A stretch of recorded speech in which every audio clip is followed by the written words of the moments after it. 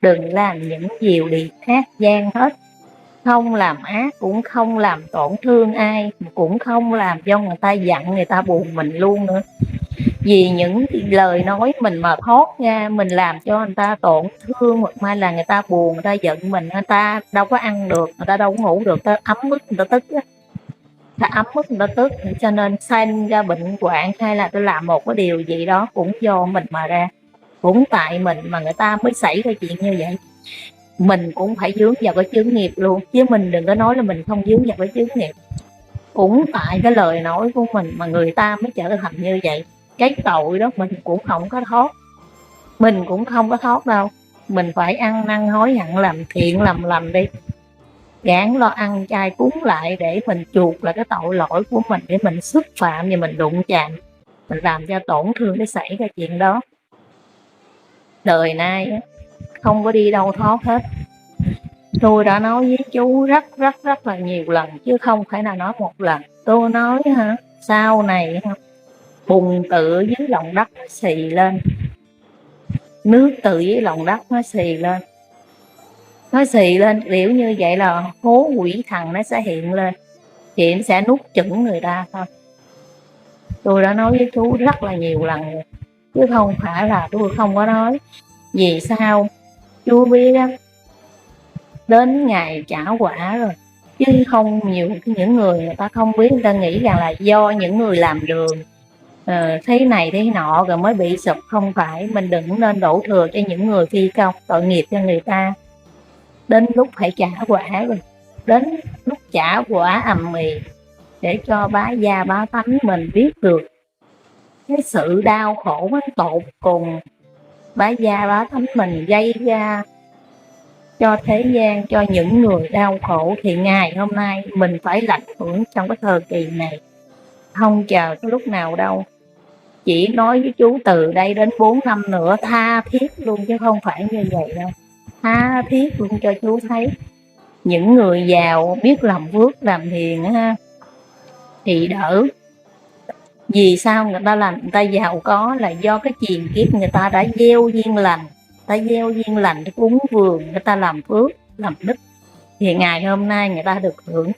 Nhưng mà người ta đã hưởng mà người ta vẫn đi làm phước làm thiện làm lành, thì cái phước đức, cái công đức nó càng ngày càng lớn lên.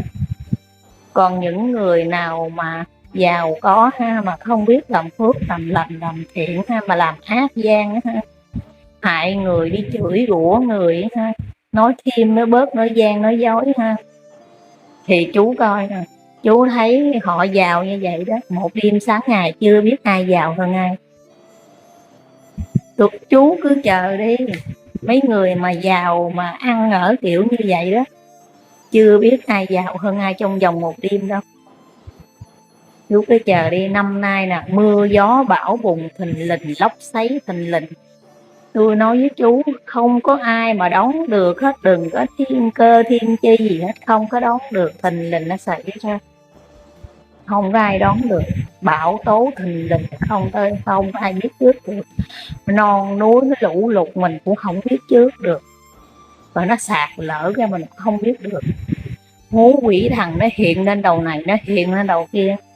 Tôi nói với chú biển mà lại khô nước, thì chú nghĩ đi, biển làm sao mà khô nước mà biển lại khô nước ha. Rồi chú nói với chú mùa mưa giông gió như vậy, có nơi cũng bị không có nước, vẫn bị khô nóng bức vẫn như thường, chứ không phải. Mình đừng có nghĩ mùa mưa này là bá gia bá tánh mình được có mùa mưa vậy là mình sung sướng. Mình sung sướng mà nhiều nơi khác đang bị nóng buốt không có nước. Rồi qua hết mùa mưa đi ha, rồi chú thấy cái đau khổ đến nước. Trời đó đi, những gì mà cho chú biết trước là để cho chú chia sẻ ra cho cả đại đồng yêu thương, mà lường trước được đến ngày sau. Chú cứ chờ nắng tới đi, rồi bắt đầu mình mới khổ sở về nước nha chú. Mình khổ sở về nước. Mùa mưa năm nay sẽ đau khổ nhiều nơi. Có nơi nói với chú có đĩa có cá sấu luôn. Tôi nói chú đang xuất hiện ra mà đến ngày trả quả tới rồi, không có tốt đâu chú ơi. Tôi nói với chú, trời đất, mà nói với chú mà ra một cái gì đó rồi là không có thể nào mà nói rằng là thoát nạn được, không có thể nào thoát nạn được. Hiện tượng mà đã sờ sờ rồi là không bao giờ thoát nạn được đâu, chắc chắn với chú là như vậy. Tôi đã nói với chú rằng là bệnh hoạn kỳ này là từ chết cho đến bị thương, thấy như vậy là không bao giờ có ra khỏi đâu. Bởi vì cô bác cứ nghĩ rằng là không có gì, nhưng mà nó ầm ĩ khi mà mình phát hiện một cái là đầy rẫy hết, ngã ngang tứ lung tung hết đó. Tôi có nói với chú câu nói đó thì ngày hôm nay chú thấy rõ ràng không, biết đâu á còn hơn được rồi nữa rồi sao. Chú biết tại làm sao mà trong cái thời buổi này rất là nhiều thiên ma đã đầy rẫy hết rồi, đầy rẫy hết xuống chập chiều hết rồi. Ví dụ như hôm nào mà mưa gió nhiều, lừa cơ hội có mưa gió thổi lên chút xíu, chỗ nào mà bốc cháy thổi lên chút xíu, chỗ nào mà sạt lở làm ra cho nó thêm chút xíu cho nó tầy lầy thôi. Vì sao? Là do lòng dạ con người của mình, để cho người ta có cơ hội. Tôi nói với chú đầy rẫy hết rồi. Tại vì sao mà tôi nói với chú cái câu nói này mà nó đầy rẫy hết rồi. Chú để ý đi, bây giờ hiện tại bây giờ nhà nào cũng mình không có thoát hết, vùng này xây đến vùng kia không bao giờ thoát, nhất là người miền Tây. Nạn kiếp này đến nạn kiếp khác chồng chắc. Còn thành phố mà ập vô một cái là bình địa luôn. Chứ thấy như vậy đó, chứ mình đừng nghĩ gì. Tôi đã nói hết rồi. Những gì mà chú tin hay không á thì chứ chờ xảy ra đi, từng ngày từng bước mà xây chuyện như thế nào mà xảy ra làm sao á, thì từ từ thì chú sẽ thấy. Tại vì á không phải mà tôi nói cho chú nghe thì một chút sẽ xảy ra, tùy theo nữa, tùy theo mà cái mọi chuyện trời đất xảy ra mình cũng đâu có biết được. Mình chỉ biết sẽ xảy ra thôi, nhưng mình đâu có biết được giờ giấc hay ngày nào mà xảy ra đâu. Mà không may thì xảy qua quá lẹ như vậy thì mình cũng đâu có biết trước được. Cái chuyện xảy ra thì mình chỉ biết là sẽ xảy ra như vậy. Còn sớm hay là chậm một tí thì mình không thể nào mà tài tình biết trước được đâu chú à. Đó là để cho mình biết được cái chuyện khổ sở sẽ đi tới, không phải mà núi lửa cháy đầu này cháy đầu nọ phút của mình chỉ núi lửa quá xa chứ không có phải gần. Nhưng mà sẽ xảy qua ra là nạn đói rồi cướp giật rồi lường gạt sát giết lẫn nhau, và nó xảy ra một mức độ đó chứ không phải mà mình đừng có nghĩ rằng đâu có liên quan gì tới mình. Đúng là không có liên quan đến mình, mà liên quan đến mình là chuyện khác. Cái chuyện thiêng liêng mình không bao giờ biết được, mình cũng không bao giờ đoán được. Núi nào mà tự nhiên bốc cháy một khủng khiếp như vậy, rồi chú coi tảng băng mà tan ra đi, rồi chú thấy cằn khổ đau dài. Rồi mùa mưa năm nay mà mưa mà lớn lên mà lũ lụt nổi lên á, thì chú sẽ thấy đĩa nữa. Chú thấy khổ lắm đó chú à. Tự vì chú thấy năm nay mà mưa mà xuống một cái mà lũ lụt nổi lên đĩa, rồi con này con nọ mà con lạ nó sẽ xuất hiện cho chú coi. Mà những cái con lạ này là ảnh hưởng đến người dân của mình nè, ảnh hưởng vô cùng đau khổ. Chú đừng có nghĩ như vậy là xong. Chú thấy đừng có nghĩ mùa mưa tới là mình đã được sung sướng, không có đâu. Vẫn nhiều nơi nắng nóng chịu không nổi nghe chú. Có mưa đàng hoàng mà vẫn nắng nóng khủng khiếp vô cùng. Chú đừng có nghĩ rằng mà trời có mưa thì bá tánh mình sẽ an nhàn, sẽ đỡ. Không có đâu. Đời này sẽ thay đổi hết rồi, chứ không phải mà như chú nghĩ rằng là chú gắng làm rằng chú kết đỉ chắc chiêu là ngày mai chú cắt nhà lầu, ngày mốt chú mua xe hơi, làm sao có được. Chú có giữ số tiền đó chú cắt cho nhà cao luôn đi, cướp nó tưởng chú có tiền vô giết chú càng sớm nữa. Nó vô nó biết chú có tiền đi mà càng ngày càng khổ, là chú càng chết sớm nữa. Chú đừng có nghĩ rằng là mình vui vẻ mình hạnh phúc còn người ta mặc kệ, không phải như vậy đâu. Càng ngày càng đi tới khủng khiếp khổ đau lắm. Chú thấy chứng bệnh này xảy ra nó ngộ đời trong đời, cả bá tánh mình cũng khó mà lường được cái chứng bệnh kỳ cục này xảy ra. Chú thấy như vậy nè, sẽ xảy ra rồi nhưng mà nhiều nơi có nhiều nơi không, chưa xuất hiện nhiều để cho bá tánh mình biết đó thôi. Chú biết chứng bệnh nó rất là lạ thường, nếu mình biết đó, thì mình không cần phải đi bác sĩ, cũng không cần phải đi đâu. Nếu nhiều khi mình hoảng hốt, mình sợ mình cần đi vô đó thì mình cần tốn tiền, còn hết hay không là tùy duyên nữa, mình cũng không biết được đâu chú à. Khổ lắm rồi, tôi không có đi đâu hết. Chú biết nhiều khi lắm lúc á, 1 tháng trời tôi ra ngoài chợ 1 lần hoặc mấy 2 lần, có khi cả tháng trời tôi không đi đâu hết. Tôi đi vòng vòng tôi nhổ cỏ đó, rồi sẵn tôi lặt vài ngọn rau ngoài đó rồi tôi về vô tôi luộc tôi ăn hay tôi nấu canh gì đó rồi thôi, tôi không có bước đi đâu hết. Nói thật lòng với chú như vậy. Còn những cái chuyện trái cây này, tôi nói cho chú biết là tôi đã nói hồi lúc chưa Tết mà. Tôi cũng có nói với chú và cả bên Văn Trường cũng vậy, tôi vẫn nói với em ấy. Tôi vẫn nói với chú hồi lúc chưa Tết quá lâu rồi. Tôi cũng mong là trước khi tôi nói, tôi cũng mong cả đại đồng quan nghị trước. Đừng buồn, đừng giận, hãy đừng nên đầu tư vô bất cứ điều gì trái cây hoa màu nữa. Mình làm cái gì cũng vậy mà xoay sở trong cái cuộc sống mưu sinh của mình thôi. Những ngày Tết đến cũng vậy, xoay sở trong mưu sinh của mình kiếm được chút đỉnh tiền để mua đồ đạc cúng cho ông bà, trước nhất sau nữa sung túc gia đình mấy ngày Tết. Cô bác đừng bao giờ trông mong mà trồng gãy hay trồng cây ăn trái, đầu tư cái này đầu tư vô cái nọ nữa, mà mình làm những cái gì trong tầm mắt của mình, kiếm một ngày 2 buổi cơm thì được rồi. Tôi đã nói hồi lúc chưa Tết lâu lắm rồi, tôi nói rằng là đừng bao giờ đầu tư vô cái gì nữa hết, trồng trọt. Miền Tây sẽ lắm khổ, rất là khổ về cây trái, trồng trọt rất là khốn khổ. Hãy suy nghĩ cho kỹ, tự gì mình nói ra mình cũng không biết có hay là không. Rồi nhiều khi sợ đại đồng buồn trách mình tại sao mà đi nói những lời lẽ đó.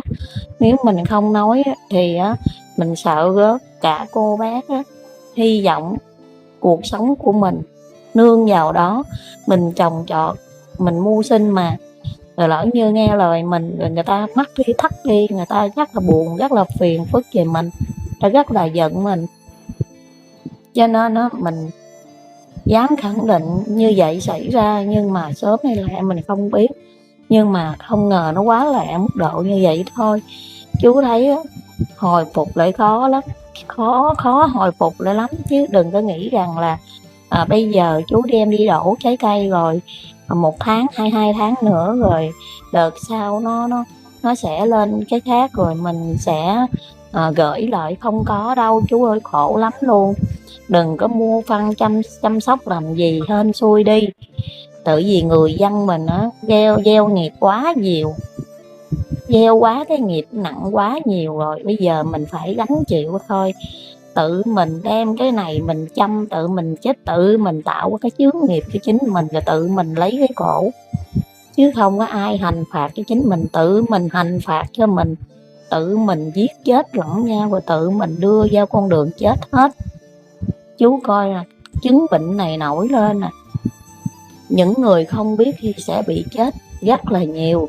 Nếu chú biết thì nó sẽ đỡ cho mình, còn nếu mà mình không biết chú biết sẽ chết rất là nhiều về chứng bệnh này.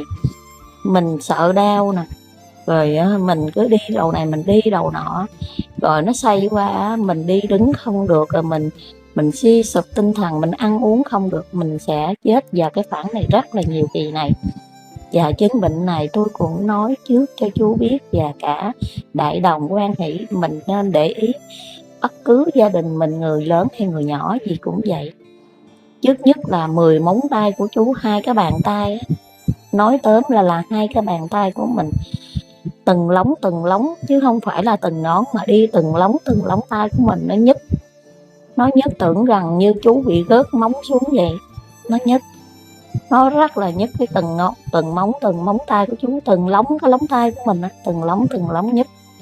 Nó nhức mà hai cái bàn tay của chú chịu không nổi, rồi nó nhức đến cả cơ thể mình, rồi nó nhức hết từng khớp của mình. Mình phải đừng nên khủng hoảng làm gì mà nó nhức riết, mà hai cái tay của chú nó cứng ngắc luôn. Nó nhức mà nó tê, nó cứng hai bàn tay của chú thấy chú khủng hoảng không? Chú phải đi bác sĩ thôi. Bác sĩ làm gì cũng nói bệnh này cũng nói bệnh kia, rồi cho chú uống thuốc này, cho mình uống thuốc nọ, hết không? Cũng tùy duyên nữa chú à, tùy theo cái chướng nghiệp mình nữa, chứ không phải ai uống mà hết. Cái đó mình phải tự tập mới vượt qua nha chú. Hãy nhớ, chú hãy nhớ, nếu trường hợp chú đi đây đi đó thấy trường hợp như vậy, hãy hướng dẫn cho những người bệnh nhân đó lấy hai cái bàn tay của mình, nó thẳng hai cái bàn tay mình ra, rồi bóp lại rồi thẳng hai bàn tay ra. Hai bàn tay mình thẳng ở xung mình bóp lại, mình bóp rồi mình tập hai bàn tay mình á, mình bóp rồi mình mở ra, mình bóp rồi mà mình mở ra rất là nhiều lần, thì bàn tay mình khi đó mình tập như bàn tay mình rất là đau. Nó đau khủng khiếp, đau, nhưng mà mình càng đau thì càng cố gắng. Vì sao? Cái gân tay của mình, xương khớp của mình nó sẽ được mở lỏng ra thì nó sẽ rất mình đỡ nhất hơn. Để một hơi gân mình nó nằm yên chết một chỗ rồi nó sẽ tê liệt gân tay gân chân mình, thì mình còn nguy cơ rất là cao nữa. Chú hãy nhớ một điều, chứng bệnh này lạ kỳ sẽ xảy ra. Mình không biết, mình cứ nghĩ là đau xương đau khớp gì, mà tôi hỏi chú, đau từng lóng tay lóng chân của chú, mà trong hai bàn tay của chú ảnh hưởng nhiều nhất. Nó cứ nằm trong hai bàn tay. Mà hãy nhớ chỉ cho cô chú bác, trường hợp chú gặp như vậy, hãy chỉ cho cô chú bác rằng là bóp hai bàn tay cho chặt lại. Khi chú bóp nó rất là đau, rất là nhức, nhưng mà đừng sợ, đừng có sợ cái gì hết, cứ bóp lại và thả ra, từ từ bóp lại thả ra. Hai bàn tay mình, hai mấy cái ngón tay mình co vô co ra, co vô co ra, gán tập nó thì nó sẽ hết. Nhớ mua dầu phải mua nơi nào có bản hiệu đàng hoàng, nơi nào có uy tín. Hồi nào giờ cô chú bác mua dầu ở đâu có uy tín, xài ở nơi nào mà người ta có uy tín, với mình mua nơi đó mà xài. Mình đổ vô trong cái bàn tay của mình tập như vậy á, thì nó nóng cơ mình lên thì mình sẽ đỡ. Bây giờ đồ giả lan tràn, mình mua tầm bậy mình xài, nó làm quá chắc không, mình xài mình sẽ chết. Mình sẽ ảnh hưởng đến gân tay gân chân của mình, ảnh hưởng đến nó có đường hô hấp của mình luôn. Cho nên chú phải nhớ cái điều này, dầu rất là nguy hiểm, nguy cơ và thuốc uống. Đừng mua những thứ gì trên mạng hết. Nếu mình mua mình phải suy nghĩ cho kỹ cái nơi nào có uy tín, cái nơi nào mua bán uy tín mà mình từng mua qua, người ta rất là đàng hoàng với mình, thì mình đến nơi đó mà mình mua. Nhớ cái hiệu đó mà mình mua. Đừng bao giờ gặp ai cũng mua, người ta cứ hở ra, ta lấy những cái nơi nào mà của Phật, của tiên, của thánh về đó, rồi người ta lấy cái niềm tin nơi đó, nơi tâm linh, rồi người ta lấy cái bản hiệu đó ra, rồi người ta nói ta ở nơi đó ta bán tại trà hết.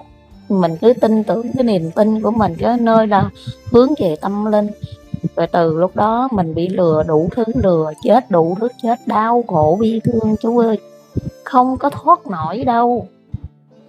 Tôi nói cho chú biết cách này, là cái bữa ông Trăng còn á, là cái ngày âm mình á, thì tôi không có nhớ, mà tôi chỉ biết được là cái ngày đó là ngày Tây. Cái ngày Tây là cái ngày 19, 20 Tây gì đó. Hai cái ngày đó tôi nhớ khoảng là 19 Tây là sẽ đúng hơn. Thì cái ngày đó thì đêm đó tôi ra tôi đốt nhang. Trong đời tôi cũng chưa từng nghe gặp ông bà cô chú bác nào kể với tôi nghe cả. Tôi cũng chưa từng nghe ai kể mình, mà trong cuộc đời mình thấy một lần mình sẽ bị khủng hoảng. Tôi thấy rồi á, tôi nhắm con mắt lại, tôi nghĩ là mình bị qua mắt thôi. Tôi nghĩ là tôi bị qua mắt thì tôi mới nhắm con mắt lại, tôi mở ra thì tôi vẫn thấy y như vậy. Rồi con mắt nhắm lại, một con mắt mở ra, tôi nhìn lại, tôi nhìn đi nhìn lại, tôi vẫn thấy y chang như vậy. Tôi mới nói trời ơi, cái gì mà kỳ vậy, ông Trăng mà hơn nửa góc tư. Tôi nói cho chú nghe mà bây giờ tôi còn lạnh người. Tôi nói cho chú nghe mà bây giờ tôi còn lạnh cả người đây nè, phát lạnh lên đây. Ông Trăng hơn nửa một góc tư thôi. Chú thấy rất là khủng khiếp. Ông Trăng thì hơn nửa cái rồi á, mắc thêm một khúc nữa chỉ còn hơn nửa một góc tư thôi. Tôi nói tự vì mình ra mình thắp nhang mà chú, mình ra mình thắp nhang thì mình thấy ông Trăng ngay cái bàn ông thiên của mình hiện lên ngay cái bàn ông thiên mình mà, thì mình ra thắp nhang thì mình đã thấy liền luôn rồi, chứ mình đâu có cần tìm kiếm gì. Thì chú lại thấy rất là ngộ khi mà ông Trăng như vậy thì thôi đi.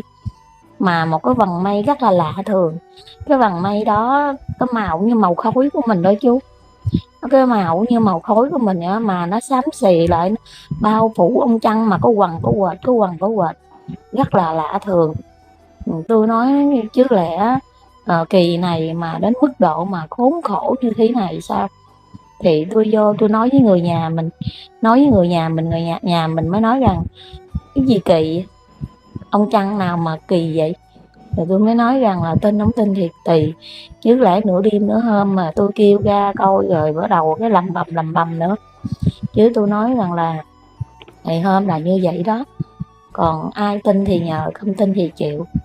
Tôi nói với chú rất là lạ thường chú ơi. Tôi nói là khổ nạn này, tôi nói với chú là bá tánh mình không có con đường nào lọt thoát đâu.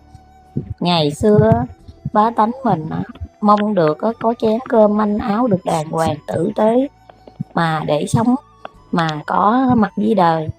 Khi mà bá tánh mình kiếm được đồng tiền, xây được nhà cao cửa lớn, rồi mình đi giao du đầu này giao du đầu kia, rồi mình có cuộc sống được ổn định, thì mình có cái tâm ác của mình hiện lên.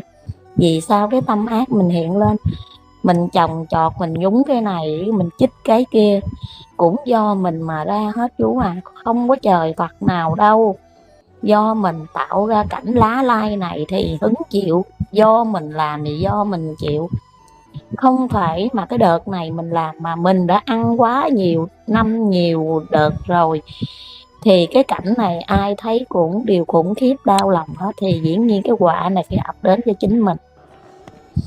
Chú nghĩ đi, nếu chú mà trồng cây gì hay làm một cái gì đó, chú nhúng cho bá gia bá tánh thấy đi, thử thời coi bá gia bá tánh có ăn của đồ của chú không, có mua đồ của chú không. Đó, có mua cái không? Chuyện này á, mình vô tình mình hại biết bao nhiêu những người đồng bào khốn khổ này, người dân của mình đây. Mình chính bản thân của mình hại người dân của mình làm cho người dân mình bệnh tật đau khổ. Những lời tiếng khóc rên của người ta khốn khổ thì mình cũng phải khổ thôi. Mình đem cái nạn khổ này nạn khổ khác ập đến gia đình do người ta bệnh tật ốm đau, người ta kêu rên, người ta khóc, thì cái sự khốn khổ cũng phải ập đến với mình. Thì ngày hôm nay đã ập tới rồi thì mình cứ hứng chịu, mình không có còn kêu ai cứu cho mình đâu chú à. Mình vay mấy chục năm rồi cũng đến lúc mình trả thôi. Ai cũng phải trả mà, nhưng mà phải trả như thế nào? Tôi nói chú, cuộc đời này là bể khổ. Khi mà mình trả xong cái bể khổ là mình đã qua đời, nhưng mà mình phải qua đời bằng cách nào chú à? Cái cuộc đời là cuộc đời quá khốn khổ, nhưng mà bá tánh mình ai cũng biết chứ không phải là không biết. Nhưng mà ta sống theo cái bản ngã quá lớn, cái số lượng này quá lớn, cho nên người ta không có buông bỏ được, thì cái khổ này nó ập tới tiền miên cho chúng ta thôi. Chứ không có thể nào mình đổ thừa cho trời cho Phật, hay hoặc mai là mình kêu trời kêu Phật. Mình càng kêu là cuộc đời mình càng khốn khổ nha chú.